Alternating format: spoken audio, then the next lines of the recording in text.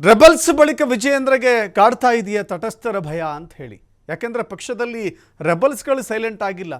BJP ಲೆಕ್ಕಾಚಾರ ಏನಿತ್ತು, ಯತ್ನಾಳ್ ಅವರನ್ನು ಪಕ್ಷದಿಂದ ಹೊರಹಾಕಿದ ನಂತರದಲ್ಲಿ ಉಳಿದ ಬಂಡಾಯದ ನಾಯಕರೇನಿದ್ದಾರೆ ಅವರೆಲ್ಲರೂ ಕೂಡ ಸೈಲೆಂಟ್ ಆಗಿಬಿಡ್ತಾರೆ. ಶಿಸ್ತು ಕ್ರಮ ಯತ್ನಾಳ್ ಮೇಲೆ ಆದರೆ ಯತ್ನಾಳ್ ಹಿಂಬಾಲಕರೆಲ್ಲರೂ ಕೂಡ ಮಾತೇ ಆಡೋದಿಲ್ಲ, ತಟಸ್ಥರಾಗಿ ಉಳಿದು ಬಿಡ್ತಾರೆ ಅಥವಾ ಪಕ್ಷ ಸಂಘಟನೆಯಲ್ಲಿ ತೊಡಗಿಕೊಳ್ತಾರೆ ಅಂತ. ಅದ್ಯಾಕೋ ಈ ಲೆಕ್ಕಾಚಾರ ಇದೆಯಲ್ಲ ಉಲ್ಟಾ ಆಗೋ ರೀತಿಯಲ್ಲಿ ಕಾಣಿಸ್ತಾ ಇದೆ. ತಟಸ್ಥ ಬಣಕ್ಕೆ ವಿಜಯೇಂದ್ರ ಅವರನ್ನು ಒಪ್ಪಿಕೊಳ್ಳುವ ಮನಸ್ಥಿತಿ ಖಂಡಿತವಾಗೂ ಇಲ್ಲ. ಪಕ್ಷದಲ್ಲಿ ಸದ್ದಿಲ್ಲದ ತಟಸ್ಥರ ಕಾರ್ಯಚಟುವಟಿಕೆ ನಡೀತಾ ಇದೆ. ವಿಜಯೇಂದ್ರ ಅವರ ಸರಿ ತಪ್ಪುಗಳನ್ನು ಪಟ್ಟಿ ಮಾಡಿ ಈಗಾಗಲೇ ಇಟ್ಕೊಂಡಿದ್ದಾರೆ.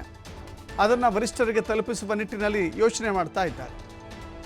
ವರದಿ ನೀಡಲಿಕ್ಕೆ ಸಿದ್ಧತೆಯನ್ನು ಮಾಡಿಕೊಂಡಿದ್ದಾರೆ. ತಟಸ್ಥರ ಚಲನವಲನಗಳನ್ನು ಅರಿತು ವಿಜಯೇಂದ್ರ ಕೂಡ ಎಚ್ಚರಿಕೆಯ ಹೆಜ್ಜೆಯನ್ನು ಇಡ್ತಾ ಇದ್ದಾರೆ.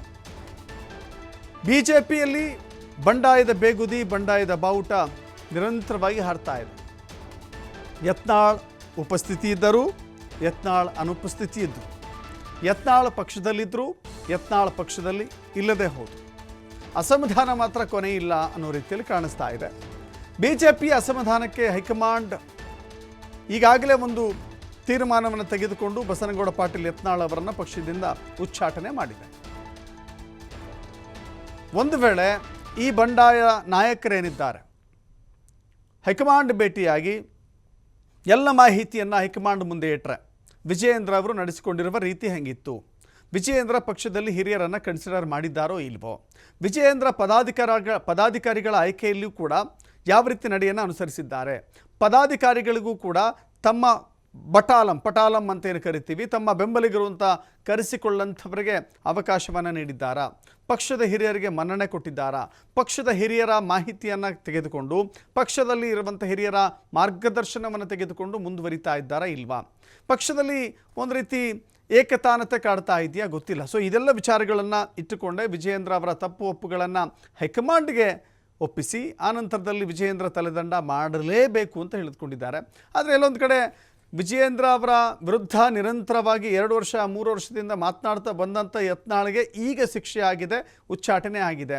ಅಗೇನ್ ಇವರು ಮತ್ತೆ ಶುರು ಮಾಡಿದ್ರೆ ಇನ್ನೆಷ್ಟು ವರ್ಷಗಳು ತೆಗೆದುಕೊಳ್ಳುತ್ತೋ ಗೊತ್ತಿಲ್ಲ. ವಿಚಾರಕ್ಕೆ ಸಂಬಂಧಪಟ್ಟಂತೆ ನಮ್ಮ ಹಿರಿಯ ರಾಜಕೀಯ ವರದಿಗಾರ ರಾಕೇಶ್ ಸಂಪರ್ಕದಲ್ಲಿದ್ದಾರೆ. ರಾಕೇಶ್, ನೋಡ್ತಾ ಇದ್ದೀವಿ ವಿಜಯೇಂದ್ರ ಅವರ ನಡೆ ಯಾವ ಕಡೆ ಇಟ್ಟರೂ ಕೂಡ ಈ ಬಂಡಾಯ ಅನ್ನೋದು ತಪ್ತಾ ಇಲ್ಲ. ವಿಜಯೇಂದ್ರ ಜೊತೆಗೆ ಕೆಲವಷ್ಟು ದೈಹಿಕವಾಗಿ ಕಾಣಿಸಿಕೊಂಡ್ರು, ಮಾನಸಿಕವಾಗಿ ಅವರ ಜೊತೆ ನಿಲ್ಲುವಂಥ ಪ್ರಯತ್ನಕ್ಕೆ ಬರಲೇ ಇಲ್ಲ. ಭಿನ್ನ ಬಂಡಾಯ ಬಣ ನಿತ್ಯವೂ ಕೂಡ ವಿಜಯೇಂದ್ರ ವಿರುದ್ಧ ಹರಿಹಾಯ್ತಾ ಇದ್ದರು. ಪಕ್ಷದ ಅನೇಕ ಅಥವಾ ಬಹುತೇಕ ನಾಯಕರು ಮಾತನಾಡಲೇ ಇಲ್ಲ, ಈ ವಿಚಾರಕ್ಕೆ ಪ್ರತಿಕ್ರಿಯೆ ಕೊಡಲೇ ಇಲ್ಲ. ಬೆರಳೆಣಿಕೆಯಷ್ಟು ಕಟ್ಟ ಸುಬ್ರಹ್ಮಣ್ಯ ನಾಯ್ಡುನೋ ಅಥವಾ ರೇಣುಕಾಚಾರ್ಯನೋ ಹೀಗೆ ಕೆಲವು ಜನ ನಾಯಕರು ಮಾತ್ರ ಮಾತನಾಡಿದ್ರು. ಯಾರು ಕೂಡ ಪಕ್ಷದ ಅಧ್ಯಕ್ಷರ ಬೆಂಬಲಕ್ಕೆ ಬಂದು ನಿಲ್ಲೇ ಇಲ್ಲ. ಇದು ಇನ್ನೂ ಉಳಿದಂಥವರ ಕಥೆ ಏನೀಗ, ತಟಸ್ಥರಾಗಿ ಉಳಿದಿದ್ದಾರೆ, ಅವರ ಕಥೆ ಏನು, ಅವರ ಮಾತುಗಳನ್ನು ಹೈಕಮಾಂಡ್ ಯಾವ ರೀತಿ ಒಪ್ಕೊಳ್ಳುತ್ತೆ, ಮುಂದಿನ ಕ್ರಮ ತೆಗೆದುಕೊಳ್ಳಕ್ಕೂ ಕೂಡ ದಾರಿಗಳಿದ್ದಾವ?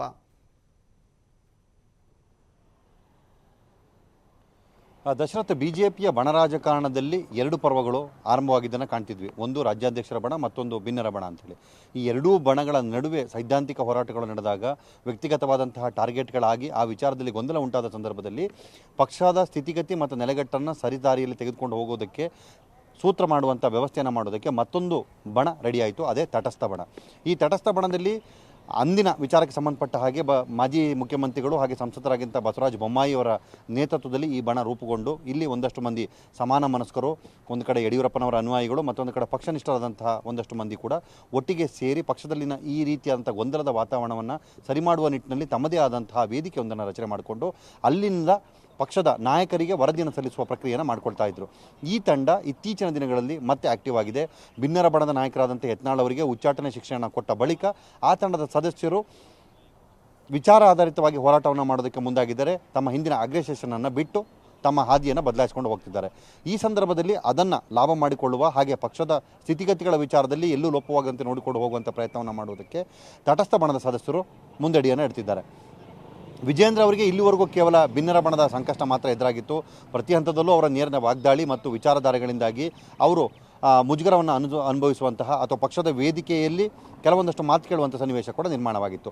ಈ ತಂಡದ ಬೆನ್ನೆಲುಬಾಗಿ ಕೆಲಸ ಮಾಡಿದ್ದು ತಟಸ್ಥ ಬಣ ಅನ್ನುವಂಥ ಮಾಹಿತಿ ಇತ್ತೀಚೆಗೆ ಅವರ ಗಮನಕ್ಕೂ ಬಂದಿದೆ.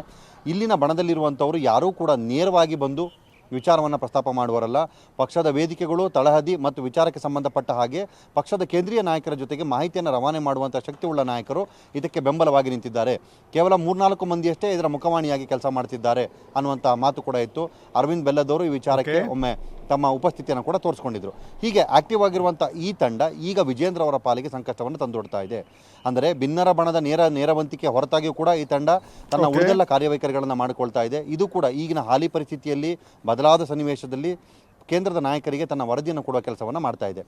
ಈ ತಂಡವನ್ನು ಈಗ ಹಿಡಿತದಲ್ಲಿಟ್ಟುಕೊಳ್ಳುವ ಅಥವಾ ಅವರ ಮನವರಿಕೆ ಮಾಡುವಂಥ ಅನಿವಾರ್ಯತೆ ವಿಜೇಂದ್ರ ಅವರಿಗೆ ಎದುರಾಗ್ತಾ ಇದೆ. ಒಂದು ತಂಡವನ್ನು ಅಲ್ಲಿನ ಭಿನ್ನಮತ ಶಮನ ಮಾಡಿದ ಬಳಿಕ ಇದನ್ನು ಕೂಡ ಹಿಡಿತಕ್ಕೆ ತರಬೇಕಾಗಿದೆ. ಆ ನಿಟ್ಟಿನಲ್ಲಿ ಅವರು ತಮ್ಮ ಆಪ್ತರ ಬಳಗದಲ್ಲಿ ಒಂದು ವಲಯವೊಂದನ್ನು ರಚನೆ ಮಾಡಿ ಇದರ ಮೇಲೆ ನಿಗಾ ವಹಿಸಿ ಇವರ ಕಾರ್ಯಚಟುವಟಿಕೆಗಳನ್ನು ತಿಳಿದುಕೊಳ್ಳುವ ಪ್ರಯತ್ನವನ್ನು ಮಾಡ್ತಿದ್ದಾರೆ. ಆ ಬಳಿಕ ಅಲ್ಲಿನ ಮಾಹಿತಿ ಆಧರಿಸಿ ಮುಂದಿನ ಕಾರ್ಯತಂತ್ರ ರೂಪಿಸುವಂಥ ಯೋಚನೆಯನ್ನು ಕೂಡ ಅವರು ಮಾಡ್ಕೊಳ್ತಿದ್ದಾರೆ. ಸೊ ಒಂದು ಹಂತದಲ್ಲಿ ವಿಜೇಂದ್ರ ಅವರಿಗೆ ಬಣ ರಾಜಕಾರಣದ ಈ ಎರಡೂ ತಂಡಗಳಿಂದಾಗ ಸಂಕಷ್ಟಗಳ ಬಗ್ಗೆ ಅರಿವಾಗಿದ್ದು ಅದನ್ನು ಪರಾಮರ್ಶಿಸಿಕೊಂಡು ಮುಂದೆ ಹೋಗುವಂಥ ಯೋಚನೆಯನ್ನು ಕೂಡ ಕಾದ್ ನೋಡೋಣ. ತಟಸ್ಥರು ಯಾವ ರೀತಿ ನಿಲುವನ್ನು ತೆಗೆದುಕೊಳ್ತಾರೆ ಅನ್ನೋದನ್ನು ಕಾದ್ ನೋಡೋಣ. ಥ್ಯಾಂಕ್ ಯು ರಾಕೇಶ್ ನಿಮ್ಮೆಲ್ಲ ಮಾಹಿತಿಗೆ. ಮತ್ತೊಂದು ವಿಚಾರ ಅಂತ ಹೇಳಿದ್ರೆ ಮೈಸೂರಿನ ವಿಚಾರಕ್ಕೆ